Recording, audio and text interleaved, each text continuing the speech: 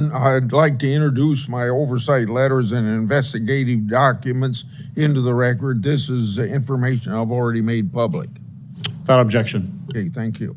I'd also like to call my colleagues' attention to a legislation that Senator Cortez Matos and I've introduced would require Senate confirmation of the Director of the Secret Service. I think this is very important because no other agency has a no-fail mission. Mr. Rohr, in your written testimony, you stated that that to prevent similar lapses like the one on July 13th from happening again, you'll ensure every event site security plan is thoroughly vetted by multiple experienced supervisors before it's implemented. Based on your testimony, the security plan for the Butler event deviated from the Social Security standards. How would vetting by multiple experienced supervisors fix that? So, Senator, I think having many eyes on a particular problem set helps. That way you don't have tunnel vision, you just focus in on one thing. And so that's why I think it's important, not only at the field office level, but also at the detail level.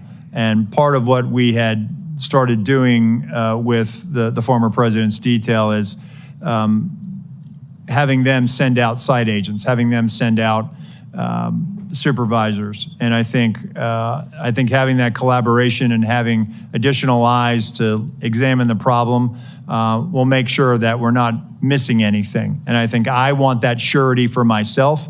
I think you've answered my question. Yes, Let me sir. go on. Also to you, in your written testimony, you stated that you, quote, regret that information wasn't passed to Congress and the public sooner and with greater frequency.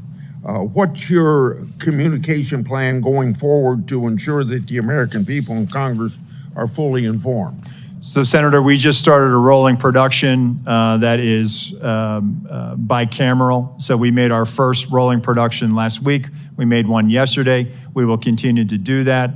And my view is that sunshine is the best disinfectant, and we intend to provide information to Congress as it carries out its oversight function. Okay, also to you, I made public documents that show Secret Service deployed a counter unmanned aerial system operator on July the 13th. According to the Secret Service, the drone system was supposed to be operational at 3 p.m. that day. However, we've been told by Secret Service that because of cellular bandwidth problems, it wasn't operational until about 5:20 of that day. If the system was operational, Secret Service would have had the ability to detect the shooter and his own drone use. Why is the Secret Service dependent upon local cellular network? Does the Secret Service have a backup plan in place? Yes, thank you, Senator. And that is something that I briefed in the closed door, and again, something that has cost me a lot of sleep because of the eventual outcome of the assailant. That what if we had geolocated him because that counter-UAS platform had been up? It is something that I have struggled with to understand, and I have no explanation for it. Okay. It is something that I feel as though